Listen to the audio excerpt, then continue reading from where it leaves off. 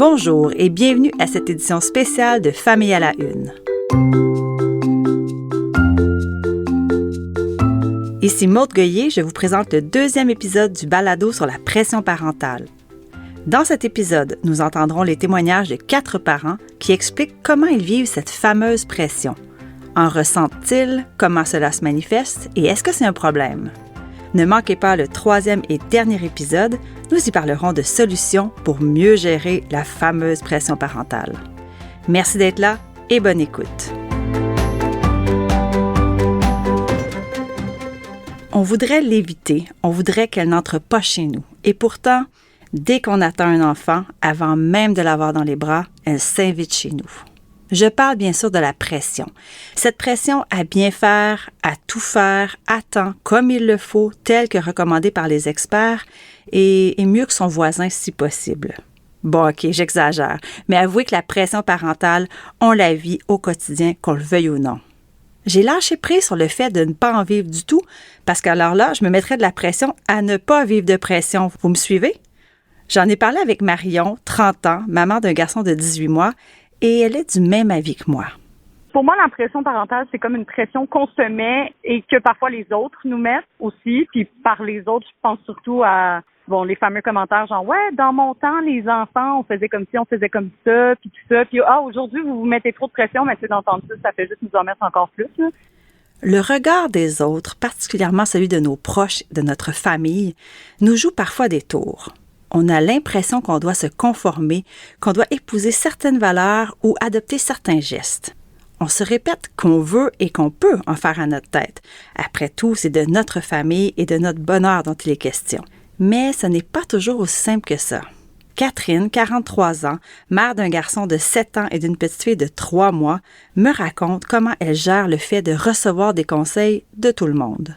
Il faut que tu tires ton lait, il faut que tu sois donc parfait, il faut que tu te lèves la nuit à l'hôpital, il faut que tu écoutes tout ce qu'on te dit sans poser de questions. Tu sais, ça, c'est une autre affaire aussi. Là. Tu sais, c'est où c'est écrit là, que quand tu as des enfants, faut que tu prennes les conseils de Pierre-Jean-Jacques. Pour Catherine, tout comme pour Marion, les premiers mois qui ont suivi l'accouchement ont été difficiles. Le manque de sommeil, l'allaitement, la méconnaissance de leur bébé, l'inquiétude de ne pas assez en faire ont été des éléments qui leur ont ajouté de la pression. Mais surtout, elles ont toutes deux nommé le fait de se sentir prisonnières du regard des autres et de l'image de la mère parfaite, bonne dans tout, immédiatement. On écoute Marion à ce sujet. J'ai l'impression que je me faisais une image très idéalisée du fait d'avoir un enfant, puis quand ça s'est pas passé comme je pensais que ça allait se passer, ça m'a vraiment démolie. Là. Je savais pas quoi faire. Donc là, en réponse à ça, je cherchais de plus en plus d'informations, je faisais de plus en plus de lectures.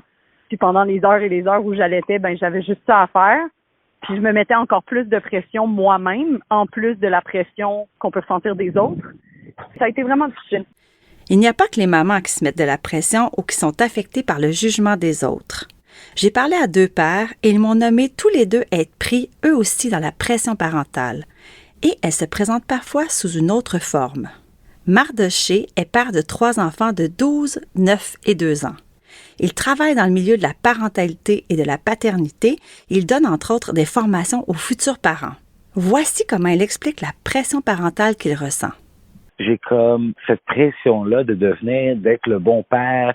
Je ne peux pas faire d'erreur parce que j'enseigne les futurs parents à comment devenir parent. Alors oui, je trouve que c'est un peu paradoxal, mais je trouve que oui, même moi, je me mets cette pression-là dans ma maison. Gabriel, l'autre papa avec qui j'ai jasé, a 3 enfants de 6, 4 et 1 an. On pourrait dire qu'il est pas mal dans le jus. C'est justement de cet aspect dont nous avons parlé. Comment fait-il pour gérer tout ça? Comment se présentent ses journées et est-ce qu'il arrive à respirer un peu? Qu'est-ce qui est sur ma liste? Qu'est-ce que je dois faire, là? Mais souvent, c'est des tâches ménagères, c'est payer des comptes, répondre à des courriels importants, ces genres de choses-là, faire des petits travaux dans la maison qui s'accumulent, c'est du domestique, là. C'est vraiment ça qui est en tête de liste. Un peu d'entraînement, là. Tu sais, j'essaie de courir, justement. Tu sais, je me suis donné un objectif très, très, très modeste, là, 1 fois par semaine. Lire, courir, là, pendant des bonnes périodes, 1 fois par semaine chacun. La pression vient beaucoup quand les enfants sont en bas âge de cette gestion du temps. on a toujours l'impression d'être dans une course contre la montre.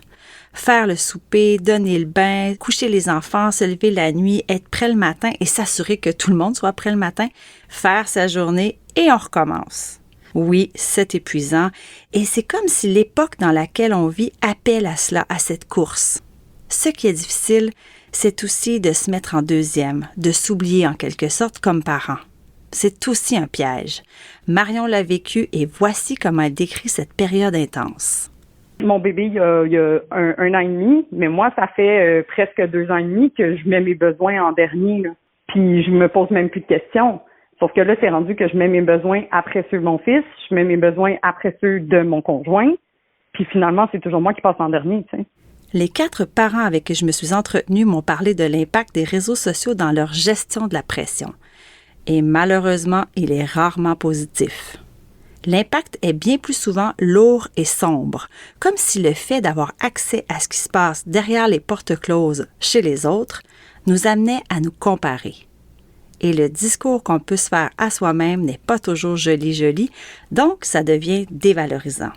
Catherine a fait ce constat pendant sa grossesse. Puis là, la claque d'en face est arrivée. C'est comme être enceinte, là, ça commençait sur les réseaux sociaux un petit peu, là, t'es enceinte, puis là, c'est la vie est donc belle, puis il y a des petits oiseaux qui chantent, puis des papillons, puis des arcs-en-ciel, puis des licornes, là. Puis moi, je vivais pas ça pantoute, là. Fait que je me disais, mon Dieu, tu sais, c'est soit que tout le monde est menteur ou que je mène vraiment pas une bonne vie, là. Parce que moi, j'ai trouvé ça comme excessivement difficile. Les fameux groupes Facebook, qui sont un peu comme des forums de discussion, peuvent fournir des explications, des informations et des réponses aux questions qu'on se pose comme parents. Là, je vous parle du meilleur des cas.